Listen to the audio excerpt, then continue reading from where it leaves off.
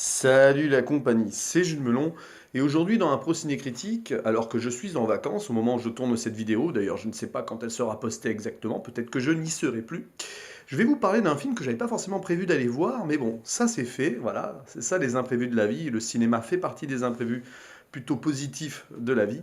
Ce film donc que je suis allé voir, c'est Mary Stuart Queen of Scots ou Mary Stuart Reine d'Écosse, film historique actuellement à l'affiche que j'avais coché sur ma liste des pourquoi pas. Hein. Après tout, j'ai bien aimé La Favorite, sortie plus tôt cette année, donc pourquoi pas un autre film historique qui me marquerait en ce début d'année 2019. Film réalisé par une réalisatrice anglaise, enfin britannique, de théâtre à la base, donc c'est son premier long métrage au cinéma. Josie Rourke, hein, on va le dire à la française, et avec un casting de femmes fortes, puisqu'on retrouve bien sûr en héroïne les reines Marie d'Écosse et Élisabeth Ier au XVIe siècle, pardon. Une Mary Stuart jouée par Saoirse Ronan, une actrice américano-irlandaise, et Élisabeth Ier étant jouée par l'excellente et très reconnue, elle aussi d'ailleurs, comme Saoirse Ronan, mais encore plus ces dernières années, Margot Robbie, ou Margot Robbie si vous voulez, en français. Voilà, donc c'est un film qui annonçait de bonnes choses avec ce casting-là. Il y a aussi d'autres acteurs autour d'elle plutôt reconnus, tels que Guy Pearce dans le rôle de William Cecil, qui était le ministre trésorier de l'Angleterre à l'époque, un homme très influent. Il y a David Tennant, qu'on a pu apprécier dans Harry Potter, qui joue ici le rôle de John Knox, le réformateur de l'église écossaise, un fou de Dieu, voilà. Et puis on retrouve des acteurs britanniques assez réputés dans des séries, hein, notamment Jack Lowden ou encore Joe Alwyn, qui a joué dans La Favorite aussi. Donc tiens, il fait le pont entre ces deux films. Et aussi, tiens, je vais rajouter un autre membre du casting assez spécial, puisqu'on retrouve Adrian Lester, qui joue Lord Randolph. Et Adrian Lester, il s'est fait découvrir notamment en France par son rôle dans les Sœurs Sisters. Je dis n'importe quoi. Non, pas les Frères Sisters non plus, dans Les Sœurs Soleil, une comédie à la con française dont j'ai parlé il n'y a pas longtemps. Et oui, il était là-dedans, il faisait quasiment ses débuts. Bref, c'est bizarre la vie des fois, hein. Donc, c'est un film historique, Mary Stuart, reine d'Écosse, qui retrace donc cette rivalité à distance entre la reine d'Écosse, Mary, et la reine d'Angleterre, Élisabeth. Forcément, sous couvert de problèmes de religion, puisque Marie étant catholique, Élisabeth étant protestante, voilà, c'est un peu compliqué la religion anglaise à l'époque, puisque le père de Élisabeth, Henri VIII, avait créé la religion anglicane, machin, donc il s'était séparé du pape, forcément la reine catholique d'Écosse en face, ça ne passe pas. Et donc, Marie Stuart, en fait, se prétend être légitime au trône, plus légitime que sa cousine Élisabeth. Et donc c'est le combat d'une vie, le combat d'une femme qui veut à tout prix unifier l'Angleterre et l'Écosse et devenir reine d'Angleterre et d'Écosse. Sauf que ça ne se passe pas forcément comme ça devrait se passer, et que évidemment entre conspiration, complot, alliance potentielle, machin, sous couvert donc de ces problèmes de religion qui sont assez marquants dans le film, finalement, on se retrouve en face d'un drame historique où la pauvre Mary Stuart n'y arrivera pas. De toute façon, on sait dès le début du film, et puis même si on s'intéresse un peu à l'histoire, on sait comment Mary Stuart va finir. Non, elle ne deviendra pas reine d'Angleterre, et en plus, elle finit décapitée, on le voit au début, puisque la première scène du film où Mary s'apprête à aller sur l'échafaud est en fait la dernière scène du film. Voilà. Donc, alors c'est intéressant comme film, mais cependant j'en garde un goût, on va dire, pas amer, parce que, enfin, si on veut, disons que j'en attendais rien de ce film. Mais je l'ai trouvé assez longué et un poil en dessous de ce qu'il aurait pu offrir, malgré de bonnes choses dedans quand même. Il y a des thématiques intéressantes qui sont creusées ici. Et la première chose que je vais mettre en avant, c'est que c'est un film féministe, ce qui est assez rare dans des films historiques. Donc c'est un film qui marche avec son temps et qui a une modernité à lui, pourtant qui parle de problèmes qui se sont déroulés il y a 500 ans. Voilà. Donc c'est intéressant quand même. Un film féministe, d'autant plus que c'est réalisé donc par Josie O'Rourke, qui est une scénariste, pas du tout, c'est pas elle qui a fait le scénario, qui est donc une metteur en scène, ouais, il n'y a pas de féminin je crois, britannique mais femme, et elle a décidé donc avec une des productrices, parce que le film a plusieurs producteurs, plusieurs sociétés de production, mais il y a une productrice derrière, dont j'ai pas le nom sous les yeux. Elles ont décidé toutes les deux de mettre en avant les femmes, deux femmes fortes, et s'intéresser donc aux femmes derrière les chefs d'État, donc Mary et Elizabeth. Ce qui est intéressant, c'est pas la première fois qu'on voit ça dans un film historique, s'intéresser au personnage, à l'homme ou à la femme derrière la célébrité historique, etc. Mais ici, c'est plutôt bien fait, parce qu'on finalement, sur ce plan-là, donc sur le côté féministe, sur le côté femme forte, battante, qui souffre, mais qui se battent jusqu'au bout, ça marche plutôt bien. Et c'est intéressant parce que dans le film, Mary et Elizabeth sont rivales, mais à la fois se respectent et finissent même par s'apprécier, plus ou moins, sans se rencontrer. Le film est génial parce que c'est un parallèle entre les deux, chacune dans leur pays, et elles ne se rencontreront quasi jamais, si ce n'est à un moment dans le film, et ça je ne vais pas expliquer ni spoiler, parce que c'est une scène importante de la fin de ce long métrage. Donc c'est intéressant.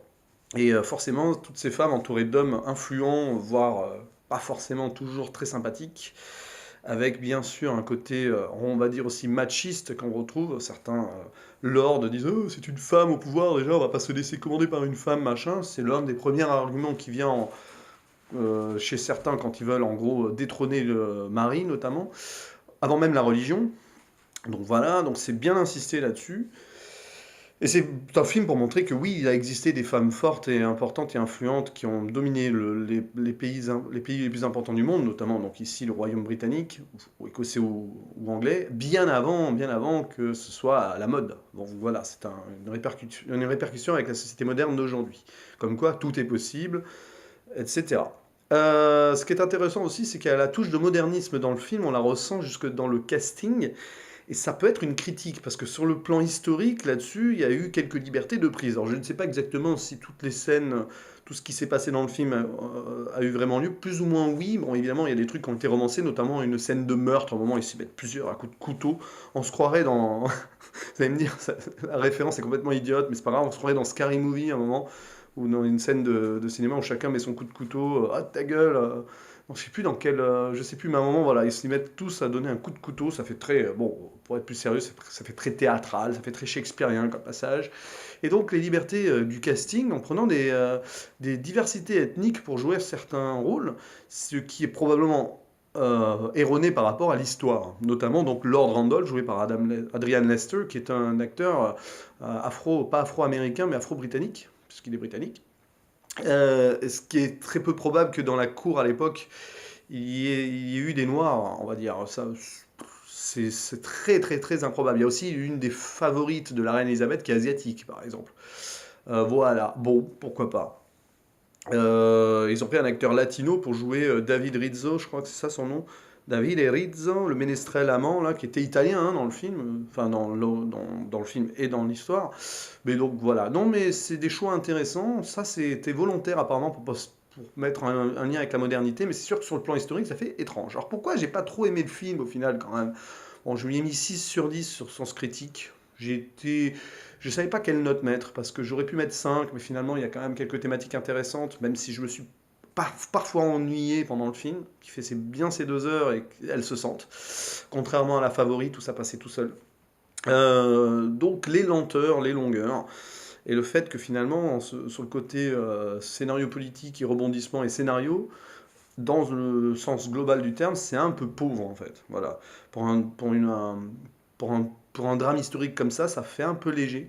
Et il y a pas mal de personnages qui passent au second plan alors qu'ils étaient hyper importants à l'époque, notamment le personnage de Guy Pearce, donc William C.C.O., un grand acteur pour jouer un homme hyper important dans l'histoire anglaise, c'est très bien, sauf qu'on le voit sur 4-5 scènes dans le film, et en gros dans le film on doit le voir 10-15 minutes. Voilà, il sert à rien. C'est de l'ordre du caméo. Donc j'ai pas trop compris pourquoi en fait. Sous-utiliser autant un tel personnage avec un tel acteur, ça paraît étrange. Par contre, oui, il y a d'autres acteurs qu'on voit beaucoup, hein, notamment donc le John Knox, hein, enfin quoi qu'on le voit beaucoup, on le voit sur des scènes où il dénonce. John Knox étant un Écossais qui était plus protestant, enfin il voulait réformer le catholicisme, il était contre.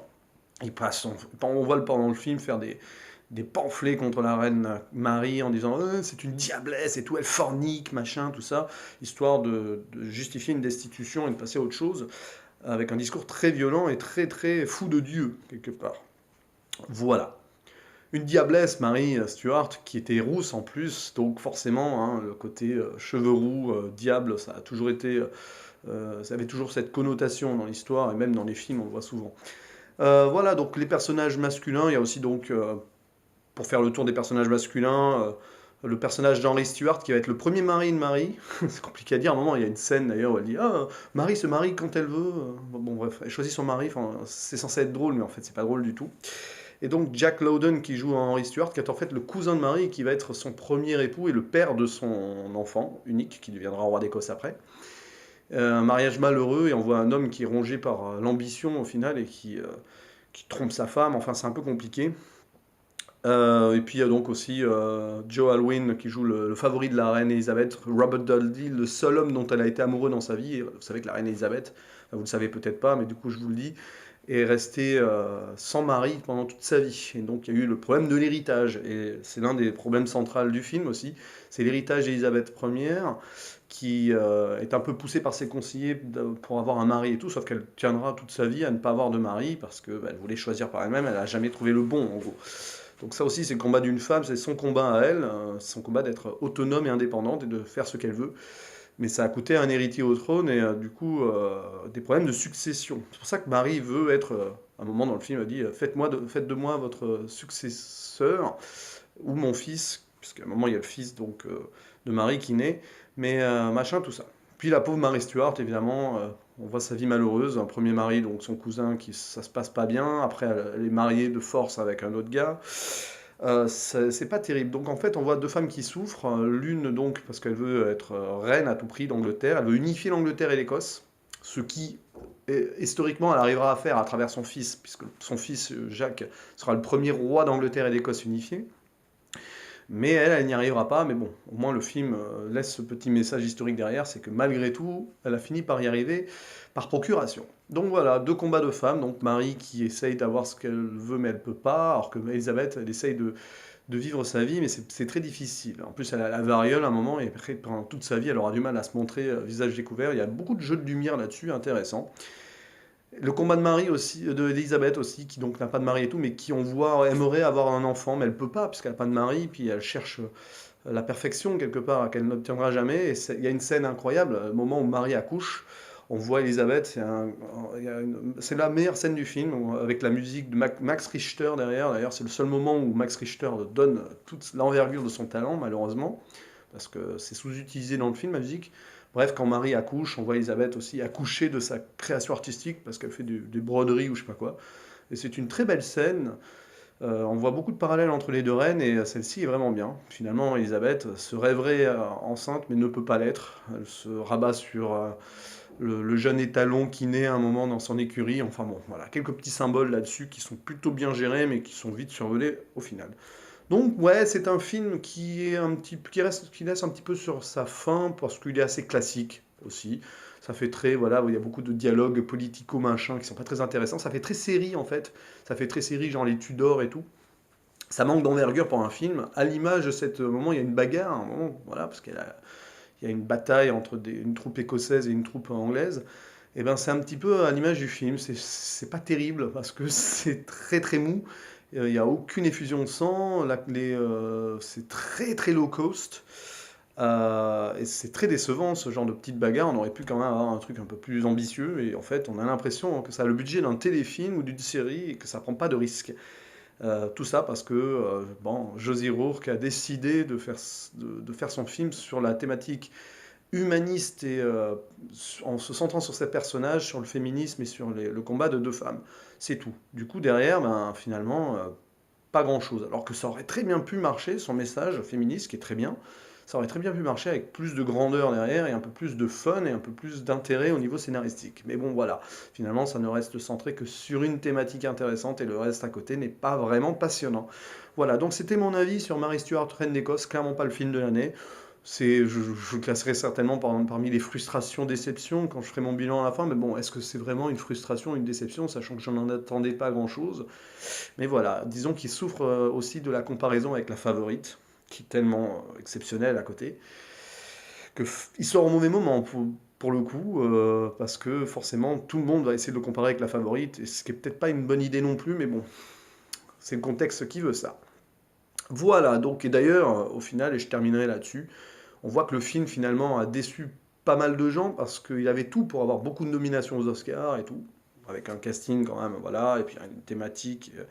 Et finalement, il n'en a pas eu beaucoup. Je crois qu'il a eu deux, trois nominations, deux nominations, je crois, grand maximum, ou même une seule pour les costumes. Je ne sais pas, ou le maquillage, j'ai un doute.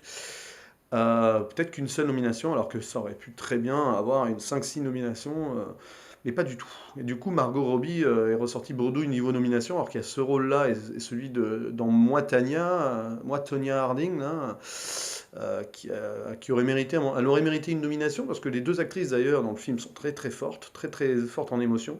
J'ai même préféré Saoirse Ronan au final. Mais voilà, elles ont été oubliées. L'Académie a totalement oublié ce film parce que bah, peut-être pas assez intense en soi. Voilà, je ne sais pas. Mais bon, en tout cas, c'est quand même intéressant à voir sur le plan historique. Moi-même qui ai étudié un peu la civilisation britannique, c'était toujours intéressant de voir ça en film. Ça avait l'air plutôt fidèle au niveau de la reconstitution, donc si ce n'est les quelques libertés prises sur le casting et peut-être certaines scènes. Voilà. Bref, je vous dis à la prochaine. Ciao.